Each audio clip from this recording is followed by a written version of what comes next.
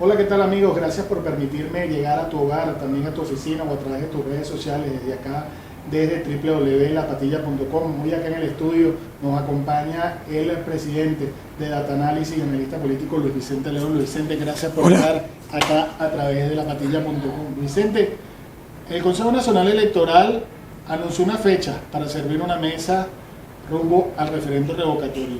Sin embargo, parece que las condiciones que está poniendo el ente electoral no son claras o no son las más idóneas para ir a esta contienda.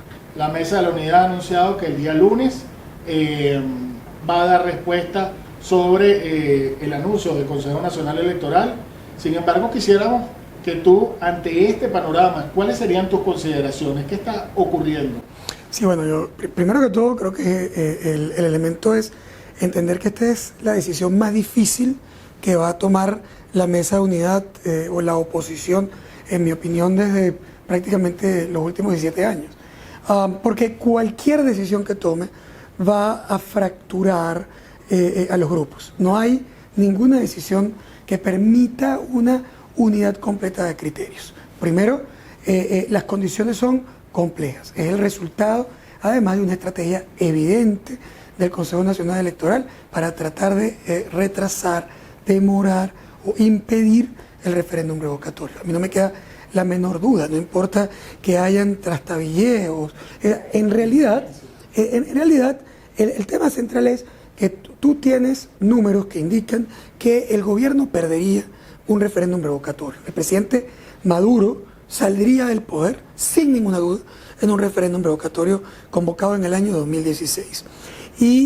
Pero no es solo el presidente Maduro, es también el chavismo, que sería absolutamente afectado en esa derrota, y en una elección convocada inmediatamente después, a los 30 días, el tema es todavía peor, porque se te viene encima el efecto de bola de nieve que no podrías parar, no lo podrías parar con ninguna alternativa chavista. Por lo tanto, quizás el tema del referéndum 16 es el único tema que más bien aglutina, unifica a todo el chavismo.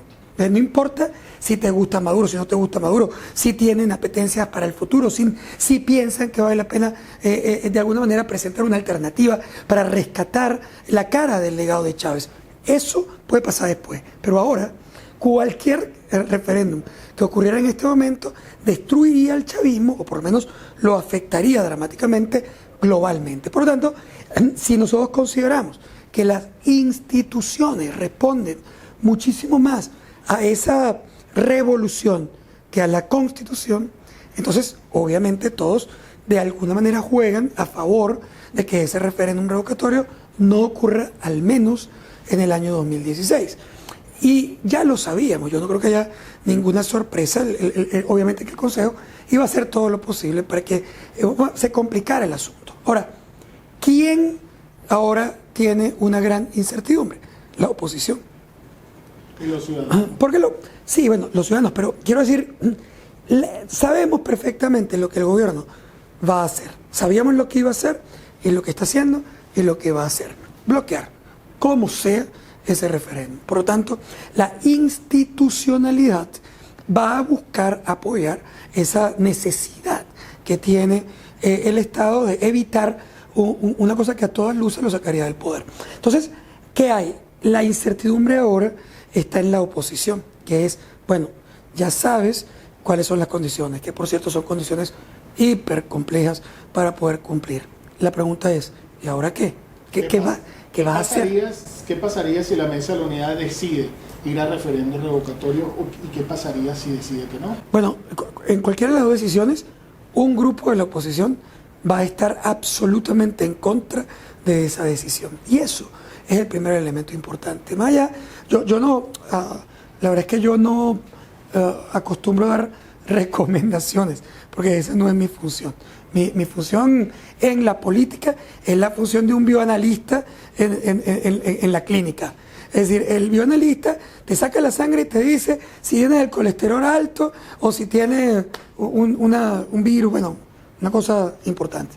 Pero luego el médico es el que toma las decisiones de cómo lo va a atender. Tú puedes olfatear qué cosas deberías hacer, pero yo no soy el adecuado para eso. Yo lo que sé es que hay un grupo de la oposición que siente que es fundamental, incluso aunque las condiciones sean inadecuadas, continuar, mantener la estrategia electoral, ir a tratar de recoger las firmas bajo una tesis que es una tesis interesante, y la tesis es, mira, no importa si recoge o no recoge las firmas con las condiciones inadecuadas, no importa si va a haber un referéndum en el 2016 o no, nosotros tenemos que mantener a la gente en su lucha por el cambio, y es más fácil mantenerla pudiendo tener una cosa concreta, que es firmar, mostrar el gentío en la calle, mostrar que tienes no sé cuántos millones de personas que están buscando ese cambio. Eso de alguna manera desata impactos negativos políticos sobre el gobierno. Y por otro lado sienten que la propuesta de que vas a la calle, nos volvemos como Hulk, no es clara, porque se te puede venir más o menos la frustración y el desánimo después de las 2 o 3 primeras convocatorias. Entonces sienten que hay que seguir, a pesar, denunciar, acusar, pero seguir. Hay otro grupo que dice que eso es un absurdo total, que se sabe lo que está ocurriendo, que tú no puedes validar un proceso de violación de un derecho constitucional, que se van a burlar de ti, que el cuento de que si una rectora dice que si, bueno, que si a lo mejor en un estado no lo cumpliste, entonces bueno, pero en lo demás sí, ¿qué es eso? ¿Cómo que si en uno o en dos?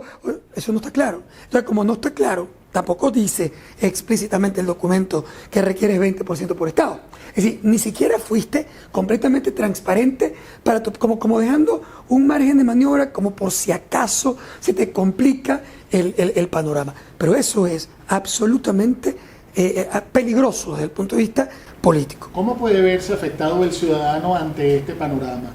Porque realmente los ciudadanos no somos dirigentes políticos, simplemente tenemos la soberanía y a través del voto escogimos esos dirigentes que son los que nos están representando. ¿Cómo puede verse afectada la sociedad y cuál debe ser el comportamiento del ciudadano? Porque si bien es cierto que la situación país nos compete a nosotros, sin embargo están a la cabeza unos políticos. Y pareciera que hay sensibilidad cada vez que algún ciudadano, un periodista o un analista hace una crítica. Entonces, ¿a qué nos puede llevar todo esto? ¿Cuál puede ser la disyuntiva? ¿Cómo nos podemos ver afectados? Bueno, el primer elemento es que debemos recordar que esto es un debate absolutamente perverso. Y digo que es un debate perverso porque aquí no se está discutiendo si la mayoría de la población quiere cambio o no, que es lo que deberíamos estar discutiendo. Al final del día, ¿para qué es un referéndum? Para saber en la mitad del periodo si una mayoría mayor que la que votó por el presidente lo quiere cambiado o no. Eso es el espíritu de la ley. No es si te pone, quién gana en bloquearte la posibilidad de convocar. Eso es una cosa perversa. Es decir, la ley dice que si la mayoría de los venezolanos quieren un cambio de gobierno a la mitad de ese periodo y esa población es mayor que la que eligió el gobierno debe cambiar y se debe convocar una elección presidencial. Eso es lo que dice el espíritu de la ley. ¿Qué estamos discutiendo aquí? Eso. No, porque no cabe la menor duda que la mayoría de la población quiere cambio.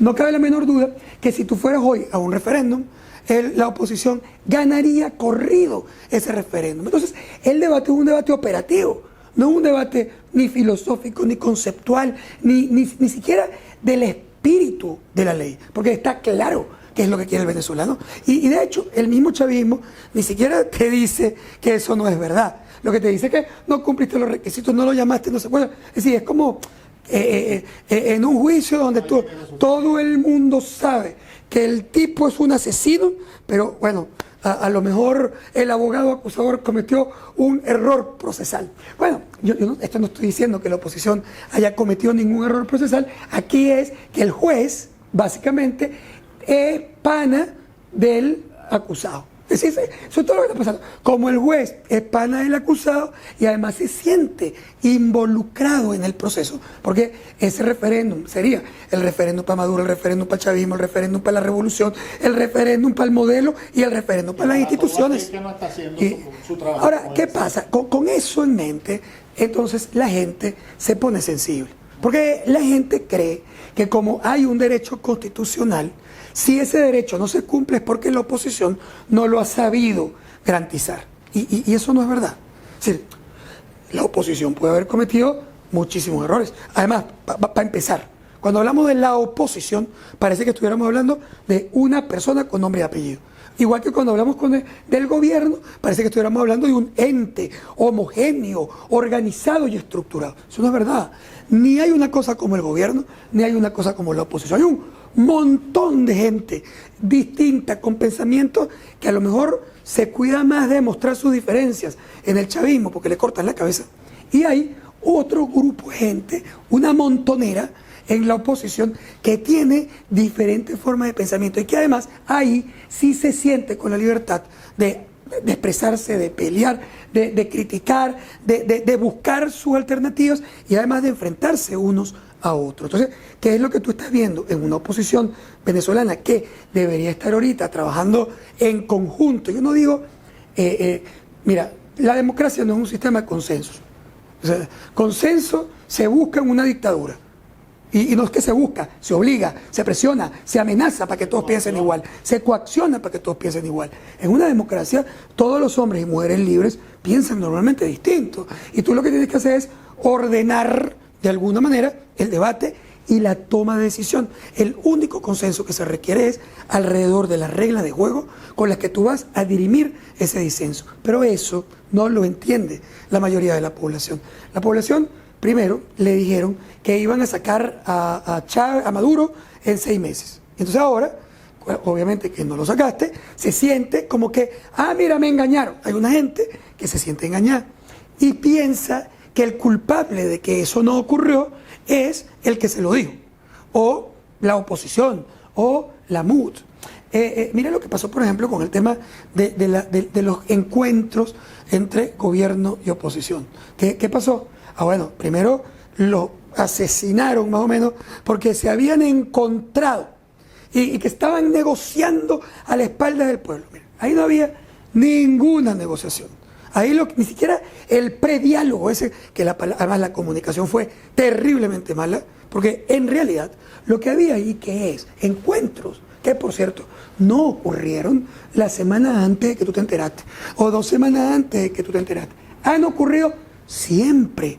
Si no hay forma que en un país la oposición y el gobierno, aunque se detesten, no hay forma que no hagan contacto, no hay forma que tú no agarres el celular de un alcalde opositor y en ese chat no esté el ministro del Interior. Porque aunque se detesten, aunque se hablen mal, aunque se amenacen, se tienen que comunicar por temas policiales, se tienen que comunicar incluso con temas estratégicos, o incluso para decirte, mira, mana, o sea, no te metas por aquí, porque hay un riesgo de que ahí maten gente, porque yo no lo puedo controlar. Es decir, esos contactos que pueden ser por chat, por email, por teléfono protegido, por teléfono satelital o en persona, no es una reunión que ni el alcalde, ni el ministro, ni el candidato, ni el líder, ni el diputado va a poner en el Twitter contando, oye, todos los contactos que hizo. Es como cuando tú estás convocando una reunión. O sea, cuando tú convocas una reunión, ¿qué es lo primero que tú haces? Empiezas a llamar para ver si, mira, tú estás en Caracas. O sea, yo ni siquiera sé que tú estás en Caracas. Entonces yo te llamo para preguntarte si tú estás en Caracas y si tú puedes venir a una reunión. ¿Qué hago? Antes de llamarte para ver si tú estás en Caracas, hago una rueda de prensa, llamo a la patilla y digo, mira, yo voy a llamar a fulano para ver si el tipo está en Caracas, si le da la gana de reunirse conmigo para ver si podemos empezar un proceso de negociación. No vale, eso ocurre de manera natural. A propósito del diálogo y de la negociación, se habla ahora de la posibilidad de la participación del Vaticano, estuvo José Luis Rodríguez Zapatero. ¿Esas serían, o cómo las considerarías tú, podrían ser tácticas dilatorias? ¿Realmente es el extranjero el que nos va a venir a solucionar el problema a nosotros los venezolanos? Mira, yo no, quizás no lo vería desde la perspectiva de que es un extranjero que te viene a resolver el problema. En los procesos de diálogo y negociación, lo que se buscan son, digamos, intermediarios que se suponen de buena fe, a la que eventualmente, que te permitan llegar de alguna manera a algunos acuerdos y que tú puedas confiar y que además sea un testigo de excepción para el cumplimiento de los acuerdos a los que se han llegado. Eso ha pasado en todas partes. Ahora, lo que pasa es que en este caso, en Venezuela, digamos, quizás los intermediarios, primero, creo que han sido demasiado visibles en términos de declarar. Yo creo que unos moderadores entre grupos de diálogo deberían ser calladitos, se ven bonitos. O sea, para no cometer errores, porque no lo están haciendo ni siquiera de mala fe, sino que tú, bueno, cuando tú hablas, yo estoy aquí hablando contigo y a lo mejor he cometido 5 errores alrededor de esta larga conversación. Pero además, obviamente que en la medida en que hay grupos dentro del gobierno y dentro de la oposición, hay grupos que tampoco quieren que ese diálogo ocurra, porque sienten que es inadecuado, entonces van a atacar a los intermediarios. Entonces agarran un bate y le dan para descalificarlos, porque se supone que si descalificas a ese moderador, a ese engranaje, entonces tú descalificas completo el proceso de negociación. ¿Qué puede pasar el lunes? Mira, yo creo que la oposición ahorita está en plena discusión. El gran debate es, no solamente qué creo que es mejor, sino qué puedo hacer. Yo creo que si la oposición tuviera clara su capacidad para poder pararse frente al país y exigir su derecho y no permitir que abusen de ella, ese sería sin duda el camino que tomaría. Es decir, si ella supiera que puede controlar la capacidad de presión de la sociedad para buscar eso, yo estoy convencido de que la mayoría estaría ahí, porque todos quieren que eso ocurra. Pero lo que va a ocurrir es una medición de fuerzas internas. La primera pregunta que se van a hacer ahí en las reuniones de este fin de semana es, tú quieres calle. ¿Y cómo me garantizas que a la tercera convocatoria no estemos vacíos? Porque la gente se fastidió y se aburrió, porque ninguna de estas cosas va a pasar en 3 días, en 5 días o en 3 meses. Y en cambio la gente está esperando que cuando tú sales a la calle y más o menos a las 3 de la tarde, Maduro está fuera del poder. Por cierto, sin pasar ni por el referéndum. Eso no va a pasar. Entonces, ¿cómo convences a la gente de que esto es una lucha larga, de que vas a perder y ganar, de que además vas a tener que poner cosas sobre la mesa? De tu casa y de tu oficina y no protestar por vía Twitter, por redes sociales. Y muy importante, que al final, incluso, lo más probable es que el resultado de eso no sea tampoco ni un referéndum, ni una renuncia, sino una negociación. A propósito de eso, las alternativas, que el presidente renuncie, que se verifique la documentación, la partida de nacimiento del presidente y resulte que no sea real, o sencillamente que se dé el referéndum. ¿Cuáles alternativas ves tú, o la destitución por parte de la Asamblea Nacional? Bueno, tú has descrito todas, o un buen grupo importante de las alternativas de que ocurra algo en Venezuela. Yo tengo que decir que yo tengo más escenarios. Es decir, también está el escenario que no pase nada. Eso suena para mis amigos, para muchos de mis amigos y de mis colegas, no, eso es absurdo, aquí va a pasar. Es imposible que nosotros estemos aquí el año que viene echando el cuento de cómo es que está todavía el presidente Maduro surfeando, que cómo es que el chavismo todavía controla el poder. Eso es un escenario. A ver, yo te lo vendo de esta manera. La economía está en su peor momento histórico fuera de una guerra.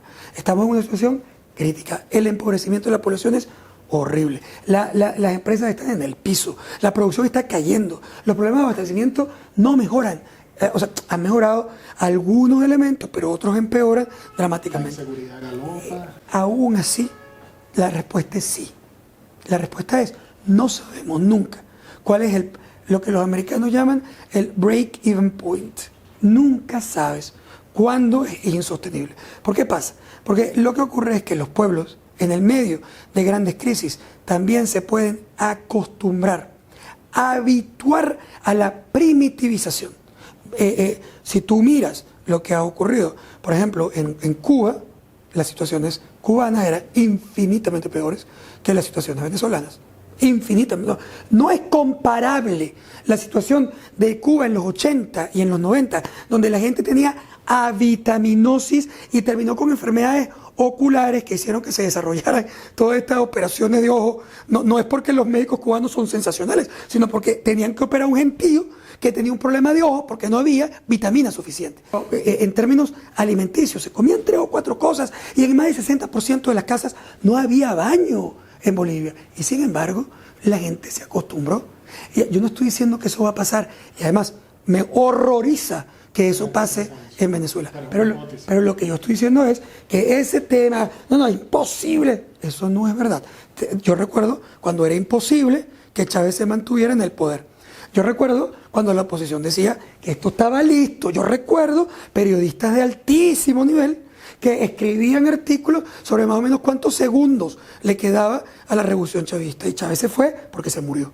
Es decir, yo no estoy comparando, no, ahorita estamos peor. Y allá también decía que estaba peor. Es decir, nunca sabes cuál es. ¿El gobierno está en aprietos? Sí. ¿Tiene un peligro de que se le venga el país encima? Sí. Hay posibilidad incluso de que se fracture, que es una que no mencionaste, pero que está ahí, que se fracture el chavismo por dentro y que el enemigo más importante de Maduro no sea la oposición. La oposición es el enemigo. Claro, el enemigo es ahorita. El enemigo es la oposición ahorita por el referéndum revocatorio. Pero el año que viene, el enemigo más importante de Maduro puede ser o el propio chavismo no madurista o los militares que pudieran sacarlo por renuncia o por presión o por referéndum y dejar un vicepresidente negociado hasta el final del periodo manteniendo la revolución.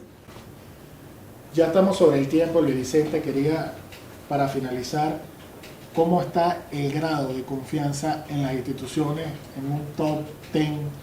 Y también cómo están los problemas del país en un top 10 desde la vista de Luis Vicente León. Bueno, desde las encuestas, más que de mi vista, que es como lo visualiza la población, el primer problema en la población venezolana es el problema económico, que durante muchos años era el problema de inseguridad.